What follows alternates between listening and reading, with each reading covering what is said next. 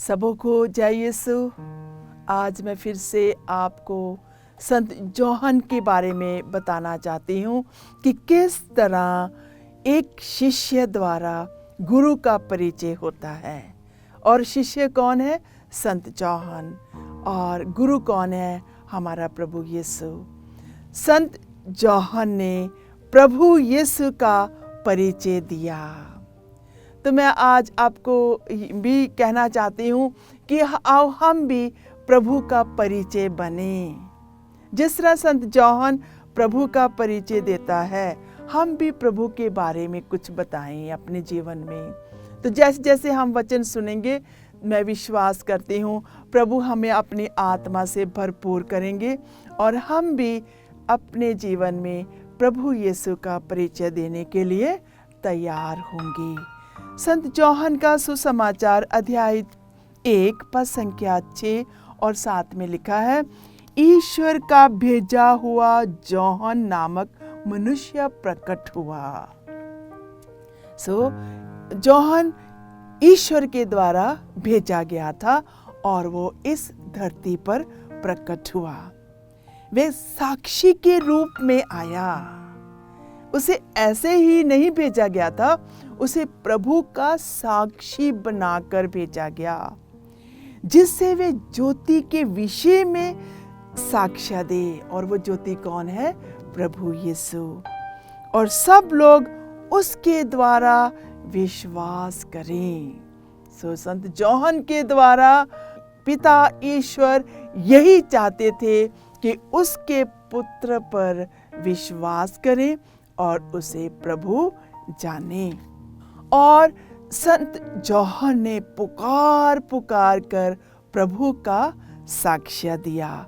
संत John का सुसमाचार अध्याय 1 वर्ष 15 में लिखा है, जॉहन ने पुकार पुकार कर ईश्वर के बारे में साक्ष्य दिया। ये वही है जिसके विषय में मैंने कहा, जो मेरे बाद आने वाला है वे मुझसे भी बढ़कर होगा। तो जॉहन ने ये नहीं कहा कि मैं महान हूँ, उसने कहा जो मेरे बाद आने वाला है वो मेरे से भी बढ़कर है। संत जॉहन अध्याय 1 पद संख्या 1 से 5 में लिखा है, आदि में शब्द था। कहते कि वो शुरू में ही था, वे ईश्वर के साथ था और शब्द ईश्वर था। वे आदि में ईश्वर के साथ था, उसके द्वारा सब कुछ उत्पन्न हुआ।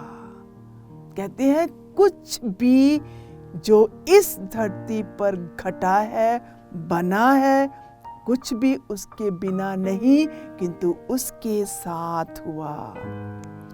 उसमें जीवन था, वे जीवन मनुष्य की ज्योति था। बहुत ही स्पष्ट रूप से जॉहन यीशु का परिचय देते हैं। कहते हैं वे ज्योति अंधकार में चमकती रहती है, अंधकार ने उसे नहीं छुपाया। जब हम देखते हैं कि प्रभु यीशु का जन्म हुआ था, बहुत सारी मुश्किलों का सामना करना पड़ा, किंतु फिर भी वो अंधकार में छिपा नहीं रहा, वे ज्योति में आया और उसने अंधकार को मिटाया। संत जॉहन 1 की 8 और 9 में हम सुनेंगे, वे स्वयं ज्योति नहीं था, उसे ज्योति के विषय में साक्ष्य देना था। कहते हैं कि संत जॉहन खुद ज्योति नहीं था, किंतु वे यीशु जो ज्योति है उसका साक्ष्य देने आया था। शब्द वे सच्ची ज्योति था जो प्रत्येक मनुष्य का अंधकार दूर करती है, यह संसार में आ रहा था। संत जॉहन बहुत ही प्यार और दुलार से और शक्ति के साथ बताता है कि प्रभु यीशु ज्योति है। संत जॉहन 1 की 12 में लिखा है, कहते हैं जितनों ने उसे अपनाया, यानी जितनों ने भी जौहन के वचनों को सुना और उसके नाम में विश्वास करते हैं, उन सबों को उसने ईश्वर की संतति बनने का अधिकार दिया।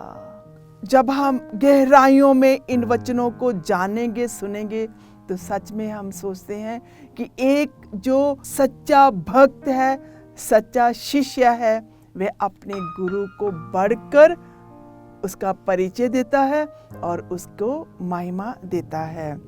जॉन 1:13 और 14 में सुनते हैं, कहते वे ना तो रक्त से, ना शरीर की वासना से, ना मनुष्य की इच्छा से, बल्कि ईश्वर से उत्पन्न हुए। स्पष्ट रूप से बताना चाहते हैं कि ये कोई साधारण तौर से प्रभु यीशु ने जन्म नहीं लिया, किंतु उसने ईश्वर की शक्ति से और ईश्वर के द्वारा ही वे उत्पन्न हुआ।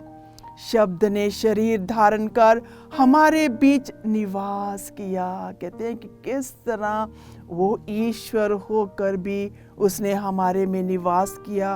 कहते हैं हमने उसकी महिमा देखी, वे पिता के इकलौते की महिमा जैसी है, अनुग्रह और सत्य से परिपूर्ण हुआ। और किस तरह हमें प्रभु यीशु का अनुग्रह मिला। संत जौहन 1:16 से 18, उनकी परिपूर्णता से हम सबों को अनुग्रह पर अनुग्रह मिला। प्रभु यीशु की परिपूर्णता से हमें अनुग्रह मिला। संहिता जो मूसा द्वारा दी गई थी, किंतु अनुग्रह और सत्य ईसा मसीह द्वारा मिला। कि जो भी हमें पहले हमारे नबियों ने जहाँ मूसा की संहिता के द्वारा जो हमें नियम मिले थे, किंतु उनसे हमें उद्धार नहीं मिला, किंतु कहते हैं हमें अनुग्रह और उद्धार सत्य ईसा मसीह द्वारा ही मिला। किसी ने कभी ईश्वर को नहीं देखा, पिता की गोद में रहने वाले इकलौते ईश्वर ने उसे प्रकट किया। अभी हम देखेंगे किस तरह संत जौहन यीशु के बारे में दूसरों को बताकर उनके शिष्य बनाते हैं। संत जौहन का सुसमाचार अध्याय 1 पद संख्या 29 से हम पढ़ेंगे।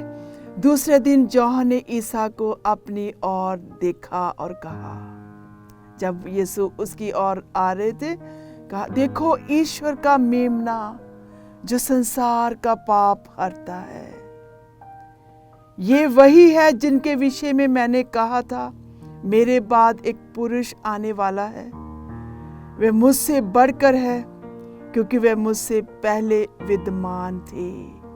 तभी प्रभु के बारे में बताते हैं कि ये ईश्वर का मेमना है जो संसार के पापों को हर लेगा। फिर से यही कहना चाहती हूँ कि वे स्पष्ट रूप से बताना चाहता है कि ये ईश्वर का मेमना है जो संसार के पापों को मिटाने के लिए आया है। कहते मैं भी उन्हें नहीं जानता था, परंतु मैं इसलिए जल से बपतिस्मा देने आया हूँ कि वे इस्राएल पर प्रकट हो जाए।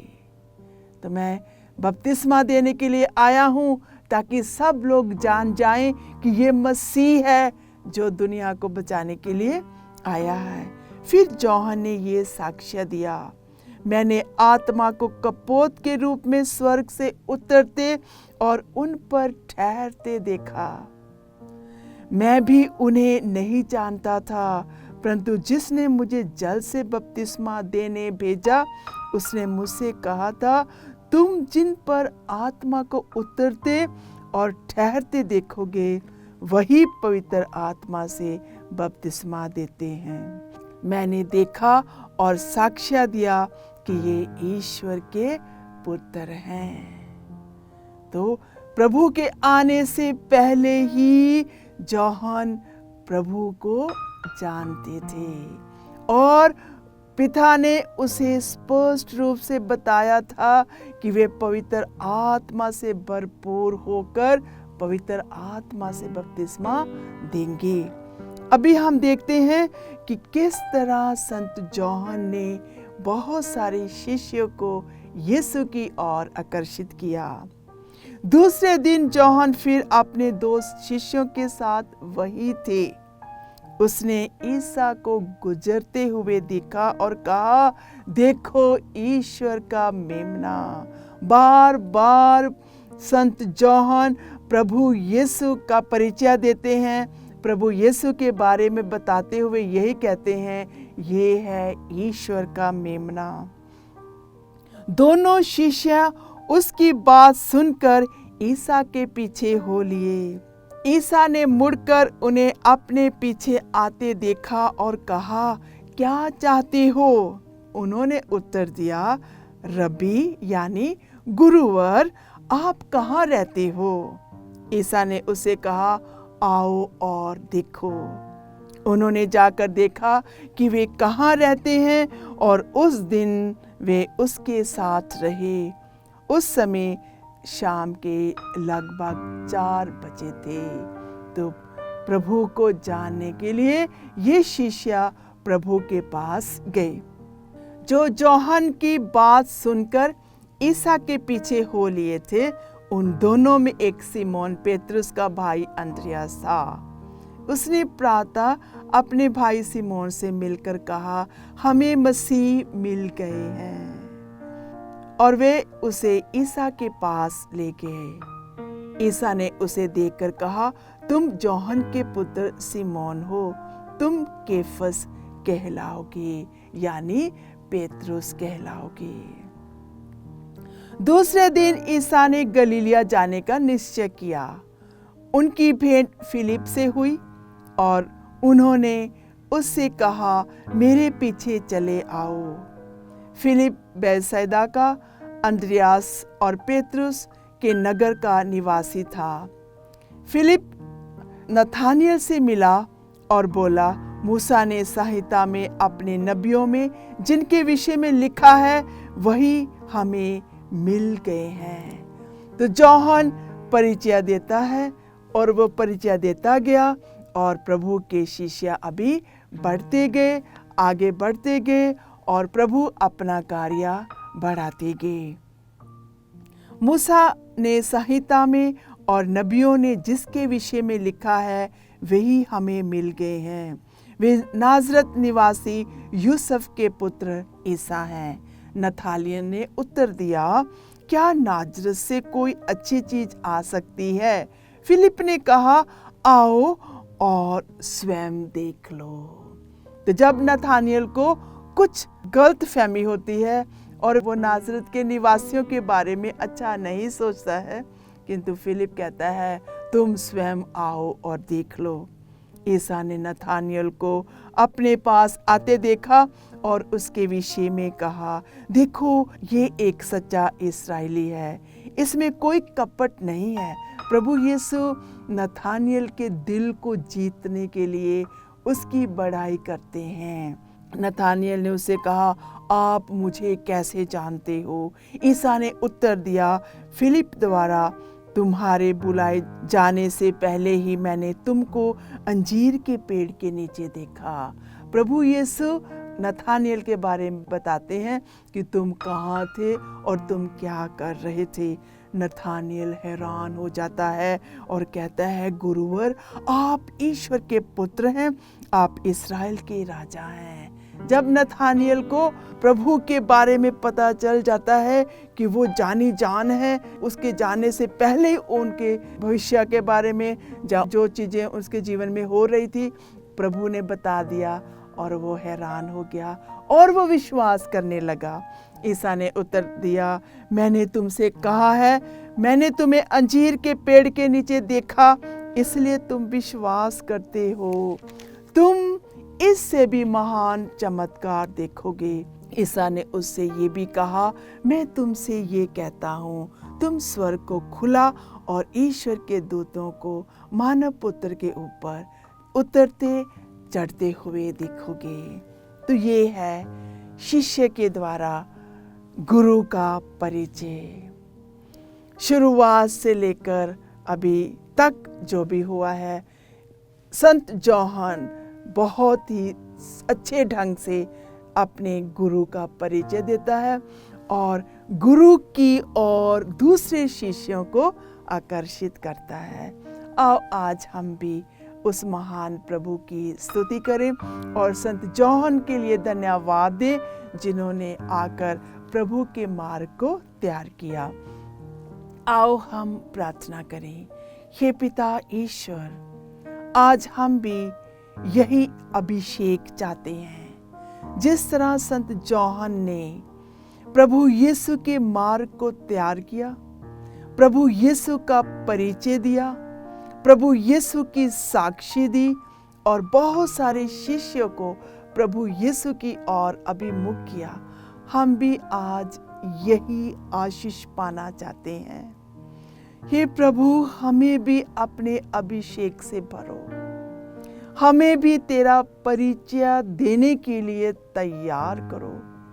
हमें भी हमारे हर प्रकार की कमी कमजोरियों से, हमारे पापों से, हमारे बंधनों से छुटकारा दो, ताकि हम निडर होकर तेरा परिचय दे सकें, प्रभु तेरे बारे में लोगों को बता सकें और सब लोगों को जो तेरे मार्ग से भटक गए हैं उन्हें सही रास्ते पर लेकर आ सकें। ये आशीष हम चाहते हैं हमारे लिए, हमारे परिवार के लिए, और जो भी वचनों को सुन रहे हैं उन सबों को अपनी आशीष से भरपूर करो। ये प्रार्थना करते हैं प्रभु यीशु के नाम से, आमीन।